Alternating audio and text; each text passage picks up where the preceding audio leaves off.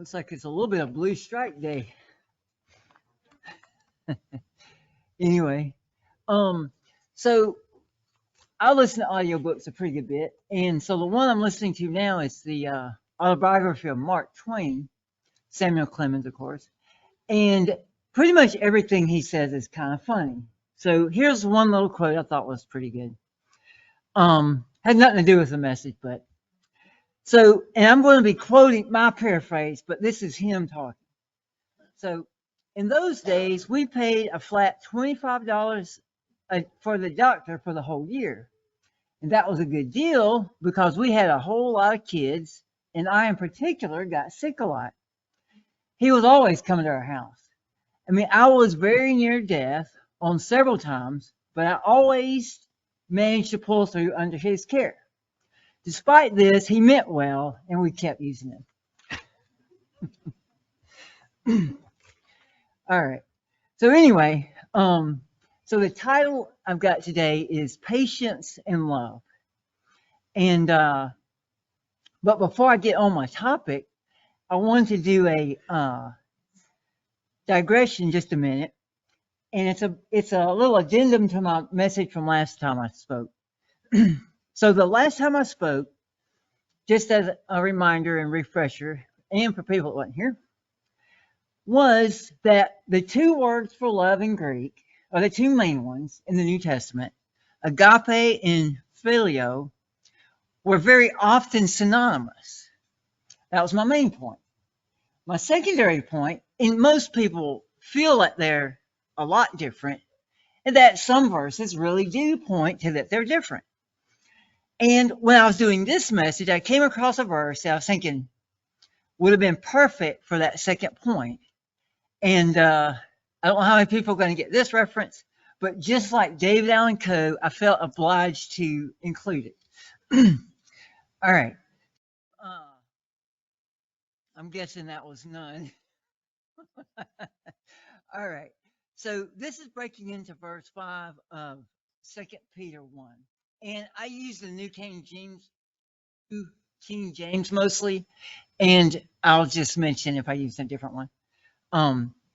It says, make every effort to add to your faith virtue, to virtue knowledge, and it lists a whole bunch of things that keep adding and skipping down, to godliness, brotherly kindness, which that's Philadelphia, that kind of love, and to brotherly kindness, love, agape.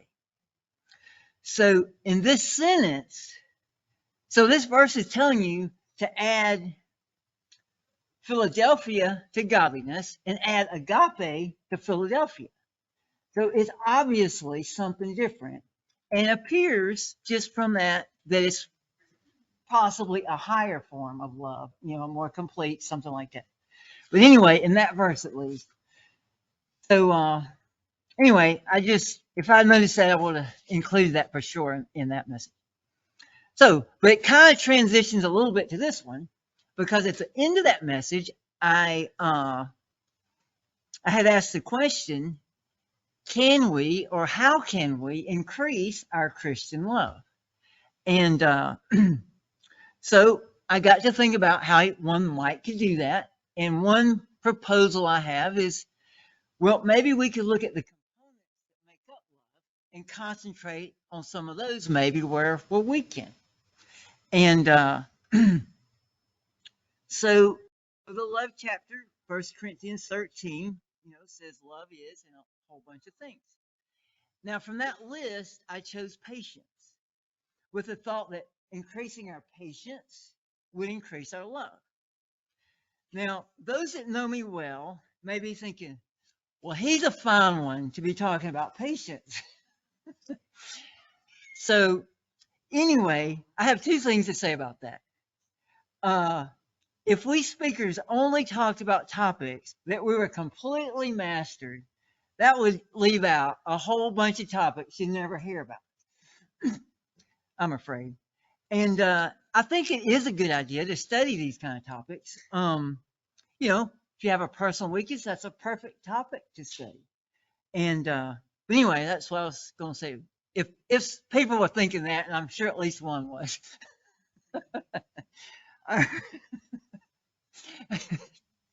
Anyway, so let me back up a little bit. Is it even possible to increase your love? Are you just the amount you've got is what you got, or can it be increased? And there are several verses in the Bible that say that the answer is yes. I'm just going to read one of them here. 1 Thessalonians 3:12. And it says, and may the Lord make you increase. But may the Lord make you increase and abound in love for one another and for all, just as we abound in love for you. So he's saying the Lord can make you increase your love. So that's great, but how do we do that? So, um, so here's a little part of 2 Peter 1 that I started off with that I didn't read. And like I said, it's a pretty long list. So here's just part of the list. It says, to self-control add perseverance, and to perseverance add godliness, and then the love things. So that word perseverance is translated patience in quite a few translations. So I was going to examine it because I'm talking about patience, right? So that and there's two main words for patience. So this is the first one. And this word is the Greek word here is hupo. I'll kill it, but hupomeno maybe. But hupo is the first part of it. And that part of the word means under. Now that word we're familiar with because in English comes from that word is hypo, hypo, like hypodermic, under the skin. The second part of that sentence means or word is remain, and so and if you look in the interlinear Greek, it says under remaining. So how does that mean patience? Well, I think it's for if you think about your remaining under a load, like you're holding up a load, no matter how much your shoulders start to burn. That takes that kind of endurance type of patience. I think that's where the etymology of that word came from. But anyway, so there are quite a few verses that have that in there, and here's just a few of them. So Luke 21:9. And here's why I think that some of the other versions are better than the New King James. But the New American Standard says, by your endurance, you will gain your lives. And the New King James does say patience there. And Mark 13:13 adds a little bit. It's kind of the same passage. It goes, but the one who stands firm, that's that same word, stands firm to the end will be saved. And then James 1:2, consider it pure joy, my brothers and sisters, wherever you face trials of many kinds, because you know that the testing of your faith produces perseverance, which is that same word. And although the Old Testament's not in Greek, obviously, the concept is there. And I was going to read Isaiah 40:31, and it's about waiting on the Lord. That phrase is in there, I think, a good bit. But anyway, but they who wait for the Lord shall renew their strength. They shall mount upon wings like eagles. They shall run and not be weary. They shall walk and not be faint. So that's that type of patience. And and that's really not the kind of patience that I'm really talking about, because that is not the word that's in 1 Corinthians 1:13. So I'm just going to read a real quick part of that, verse 4, because it's a long passage. Charity is this and all that. Because love is patient, love is kind, it does not envy.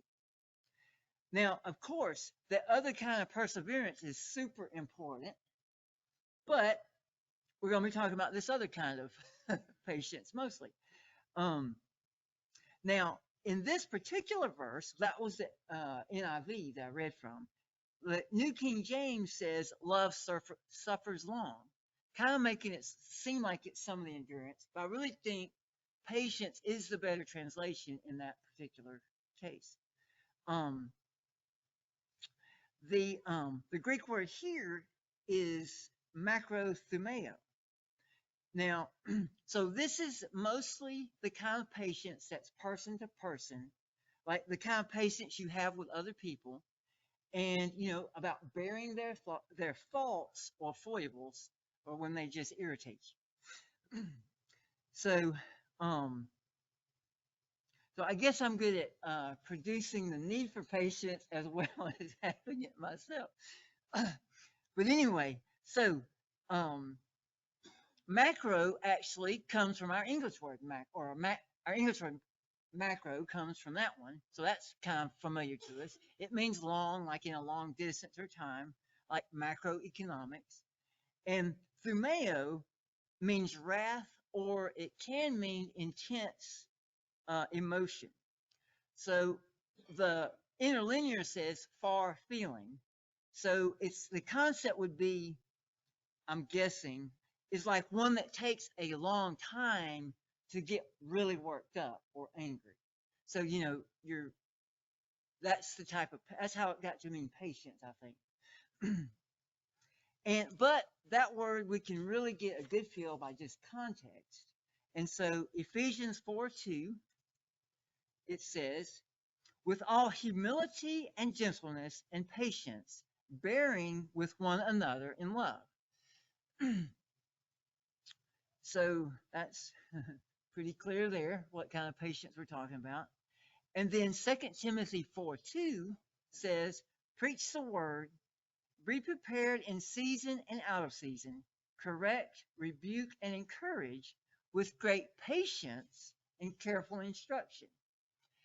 And I'm not sure if we have any teachers, but I'm guessing that teaching, like patience, has got to be almost the top qualification for a teacher, especially when you're trying to teach somebody that's just not quite getting it. It can be frustrating. And he's saying, so that's the kind of patience you need to have, that it's talking about here. And then in Galatians 5:22, and this is the New American Standard, but the fruit of the Spirit is love, joy, peace, patience, kindness, goodness, faithfulness.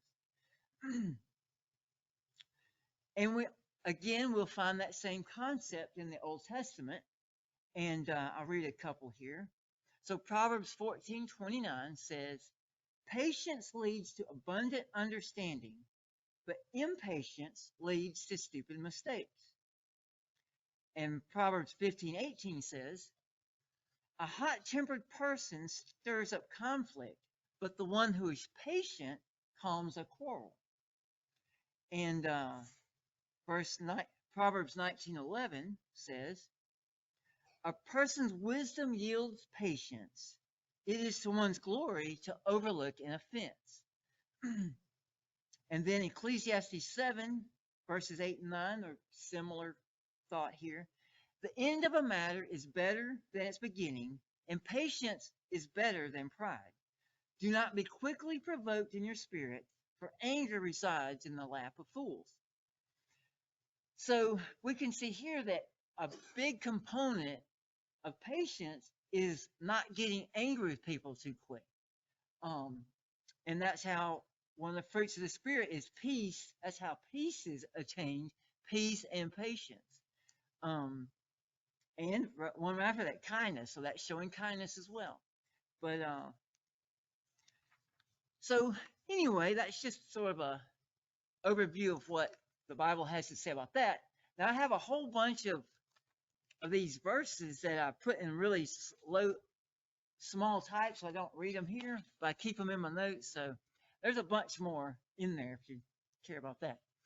But anyway, so I've got my thing here, part 3. So we see that this macrothumeo kind of patience is a great attribute to have. We need to strive. It's what Christians need. I mean, the Bible says so, right?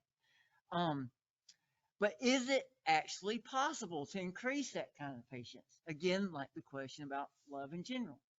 Um, so I typed that question into Google, and the resounding answer is yes. It was just in your face. It says yes, you can increase your patience. Um, Now, of course, those are secular answers, but I think they mostly apply to Christian life as well.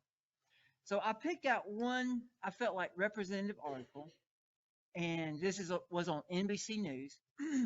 One of those personal type things all the news services have, not news per se, I don't guess, but um, and so this